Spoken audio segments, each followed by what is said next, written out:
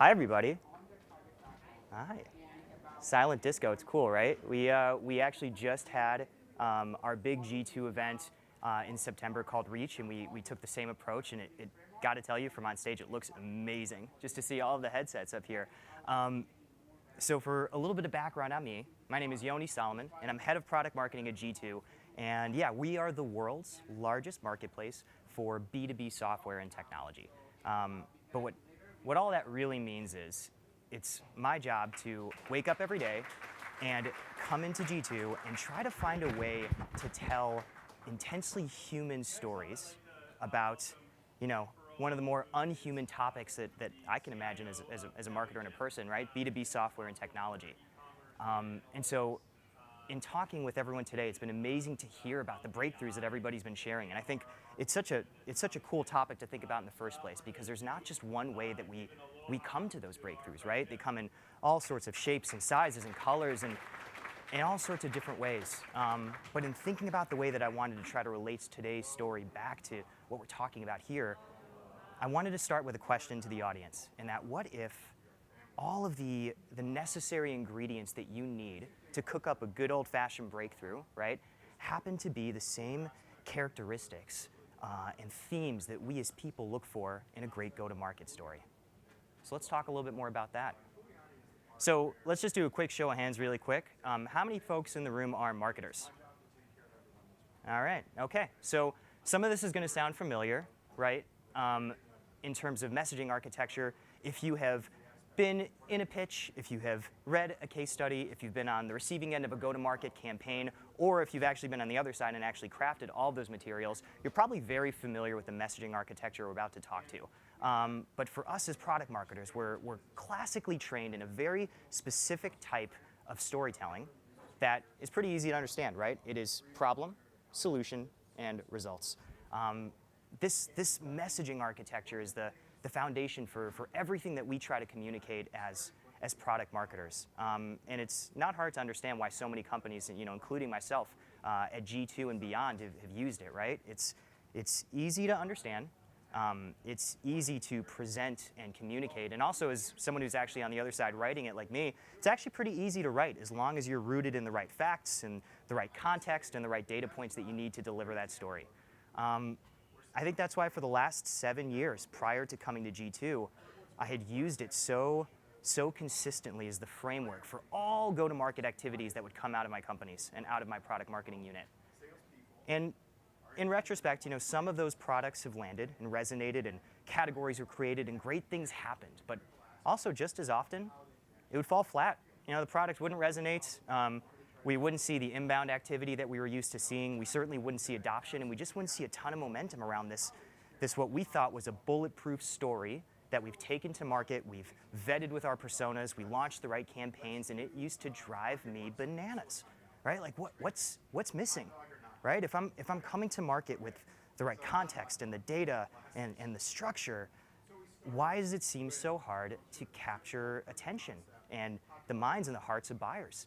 And especially today with software being as crowded as it is and companies more or less mastering the delivery and shipment of products and the go-to-market process of that as well, why does it feel like it's harder than ever to break through to buyers and really connect to them in a way that matters and resonates? And so in looking at this structure and taking a step back with all the marketers in the room, let's be honest, it's kind of a clinical way to tell a story, right? It leans heavily into structure, right? Into data, into logic, into facts, and you build your story this way so that you can deliver it. And as a result, sometimes it doesn't quite resonate with us as people quite the way we would like it to. And so, when I think about why, the brain science tells us that, at our core, we use emotion as a necessary ingredient in all the decisions that we make. In fact, emotion is the necessary ingredient for all decisions that we make. The way that our brains operate is we take in information, we process it, we then make a decision using emotion, and then we subsequently use logic to justify that decision. We use emotion to make decisions, and then we use logic to justify those decisions.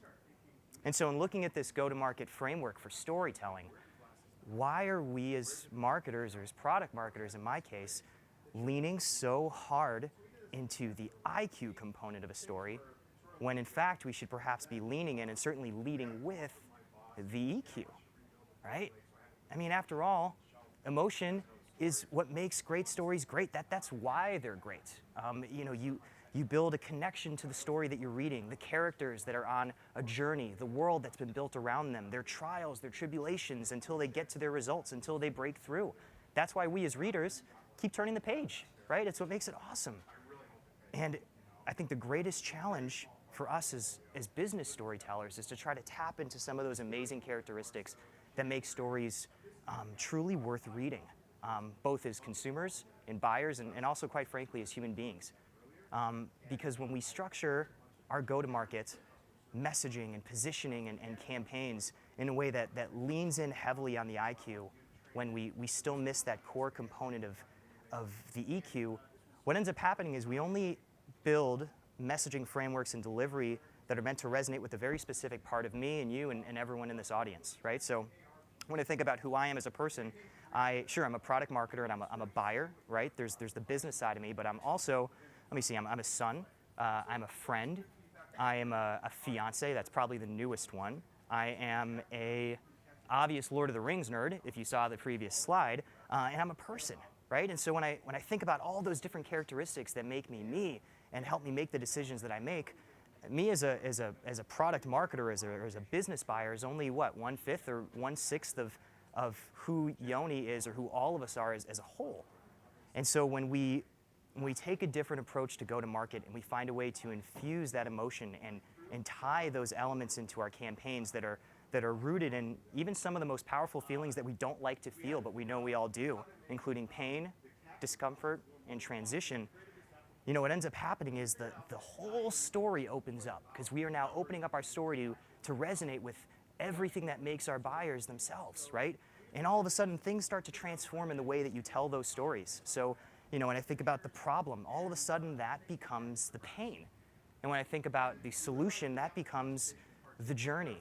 And when I think about the results, that becomes, the breakthrough, right? And we start to take that and infuse it into messaging that resonates. There's really no limit to what we can do as communicators, and especially as business storytellers, when we start to craft our messaging that way. Because when we take that step back and reframe our messages to connect with buyers on an emotional level, find a way to infuse that into the products we launch, the value stories that we sell and market, what that really does is it puts all of us, right, as businesses, as products, and as marketers, in a position to deliver stories in a way to our buyers, to our human buyers, at the moments in their lives when they themselves are at their most human. And that's how we break through. So that's all I got. Thank you all very much.